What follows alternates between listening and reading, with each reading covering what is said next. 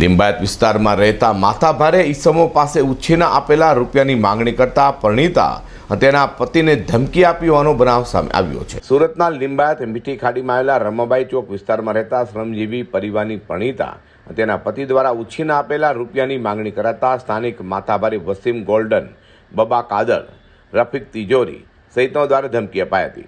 અવારનવાર ધાક ધમકી અને બીભત્સ ગાળો આપી ઘર સામે નશો કરી અને હથિયારો બતાડી હત્યાનો પ્રયાસ કરવાની ધમકી અપાઈ હોવાના आक्षेप आज કરવામાં આવ્યા હતા। मेरा नाम गुलफ्सा है।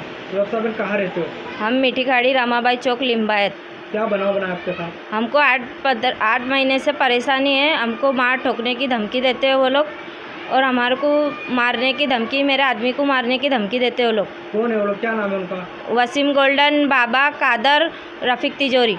मारने की धमकी देने की वजह क्या है? वो लोग हमने उसको 2500 रुपये दिए थे। हम मांगने जा रहे हैं तो हमको गालियाँ गलौज, मारने ठोकने की धमकी देते हैं लोग। क्या वजह से 2500 दिए? हमने उसकी बाप की बीमारी थी तो हमने उसको पैसे दिए, तो हम मांगने गए तो हमारे को मारने ठोकने की धमकी दे रहा है। पुलिस केस किया आपने? हाँ, हमने पुलिस केस किया। हाँ, सीसी कैमरे है, सीसीटीवी है, हमारे पास सब प्रूफ है। बाटली घाव बताते हमारे को, बाटलियाँ दारू पीते वो सब हमको बताते हैं लोग। यहाँ गालियाँ गलौज घर के आगे सामने करते हमारे। आप क्या चाहते हैं? हमको इंसाफ चाहिए। हमको नहीं सुनाई करेंगे तो हम आगे जाएंगे उससे, और मैं और मेरे बच्चे जहर पी के मर जाएंगे हमको इंसाफ नहीं मिला तो।